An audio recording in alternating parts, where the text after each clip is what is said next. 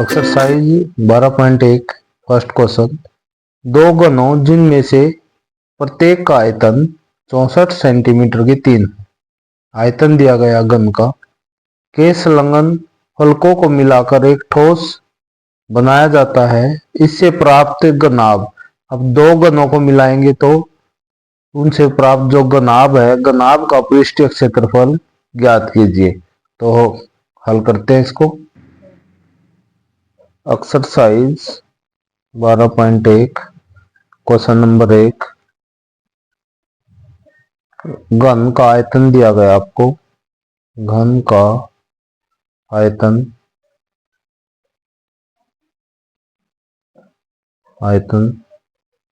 घन का आयतन हमारे पास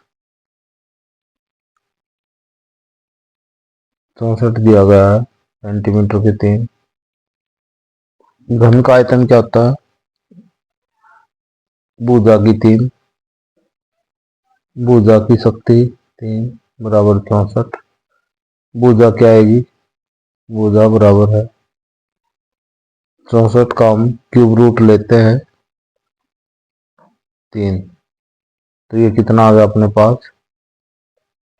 64 के फैक्टर कर लेते हैं टुकड़े, 4 गुणा 4 गुणा 4, 4 चौके 16, 16 चौके 64, इसका 3, तो एक बाहर आ गए 4 सेंटीमीटर। ये भुजा आ गई। इस प्रकार ये दो घनों को मिलाकर, जैसे एक घन है ये,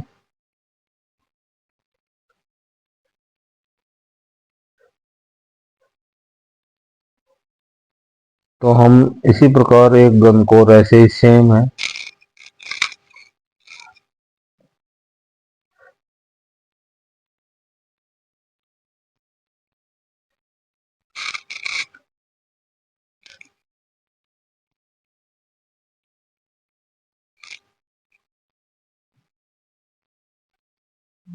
ये दो घनों को मिलाकर एक घनाभ बन गया। एक की साइड हमारे पास है 4 सेंटीमीटर है, तो इसकी लेंथ है, एक ठोस बना गया दो को मिला के, तो 4 4 का दुगुना कर देंगे, 8 सेंटीमीटर लंबाई होगी। इसकी चौड़ाई 4 सेंटीमीटर और इसकी ऊंचाई भी क्या रहेगी? 4 सेंटीमीटर। 4 सेंटीमीटर। तो इसका हमने पृष्ठीय क्षेत्रफल निकालना है अभी। तो प्राप्त घनाभ का पृष्ठीय क्षेत्रफल, ये हमारे पास होता है 2 गुना में LB plus BH plus LH, 2 गुना में LB लंबाई और चौड़ाई, 8 गुना में 4 प्लस BH, B चौड़ाई और H ऊंचाई, 4 गुना में 4 प्लस LH 8 गुना में H 4, तो इनकी गुणा कर लेते हैं। 2 गुना में 8 चौका 32 जमा में 4 चौके 16 जमा में 8 चौका 32, ये आपके पास आता है 2 गुना में, तो इसको जोड़ लेंगे 32 32 64 जमा में 16, 2 गुना में ये हमारे पास बनता है 64 और 16, 6 और 4 10 की 0, 6 1 7 1 8, यानी 80, 80 का डबल कर देंगे 160 सेंटीमीटर स्क्वायर, क्योंकि ये एक क्षेत्रफल हमारे पास। तो ये फर्स्ट क्वेश्चन कंप्लीट हुआ आंसर इसका। Question number 2। कोई बर्तन एक खोखले अर्धगोले के आकार का है, अर्धगोले के आकार का, जिसके ऊपर एक खोखला बेलन अध्यारोपित किया गया है, यानी उसे अर्धगोले के ऊपर कोई बेलन लगाया गया है, खोखला बेलन भी। अर्धगोले का व्यास 14 सेंटीमीटर है, त्रिज्या निकाल लेंगे हम, सेम त्रिज्या बेलन की होगी। तो इस बर्तन की कुल ऊंचाई दे दी 13 सेंटीमीटर, तो इस बर्तन का आंतरिक पृष्ठीय क्षेत्रफल निकालना है। हल करते हैं। क्वेश्चन नंबर 2,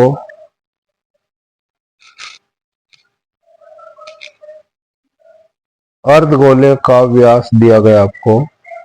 अर्धगोले का व्यास ये दिया गया आपको 14 सेंटीमीटर। त्रिज्या निकालेंगे। अर्धगोले की त्रिज्या ये हमारे पास हो जाएगा 7 सेंटीमीटर। इसका आधा कर दो। एक रफली डायग्राम बनाते हैं। इसके लिए हम एक अर्धगोला बना लेता हूं मैं। इसका व्यास दिया गया है 14 सेंटीमीटर। इसके ऊपर एक बेलन अध्यारोपित किया गया है। ये बेलन हो गया।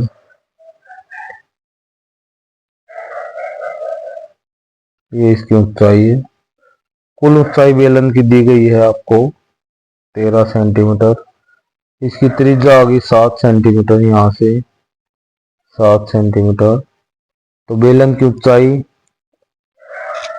सबसे पहले हम क्या है, बर्तन की कुल ऊंचाई लिख लेंगे। बर्तन की कुल ऊंचाई ये 13 सेंटीमीटर दी गई है। बेलन की ऊंचाई निकाल लेता हूं मैं। बेलन की ऊंचाई निकाल लेते हैं। 13 में से इसकी त्रिज्या घटा देंगे, अर्धगोले की 7, 6 सेंटीमीटर आ गई। तो हमने इसका पृष्ठीय क्षेत्रफल, बर्तन का पृष्ठीय क्षेत्रफल निकालना है। पृष्ठीय क्षेत्रफल ये हमारे पास होएगा अर्धगोले का पृष्ठीय क्षेत्रफल। अर्धगोले का पृष्ठीय क्षेत्रफल जमा में बेलन का पृष्ठीय क्षेत्रफल। बेलन का पृष्ठीय क्षेत्रफल। अर्धगोले का पृष्ठीय क्षेत्रफल हमारे पास आता है 2 पाई आर स्क्वायर प्लस में बेलन का 2 पाई आर एच। 2 पाई आर मैं कॉमन ले लेता हूं। यहाँ से 2 पाई आर, यहाँ से एक आर बच गया, यहाँ से एक एच। मान रख लेता हूं इनके। 2 पाई का मान 22/7।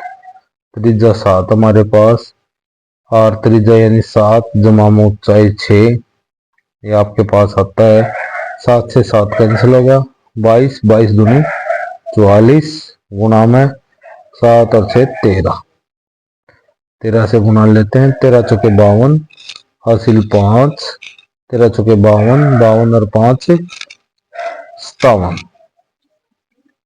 Centimetre square. इस प्रकार ये इसका राइट आंसर बनेगा।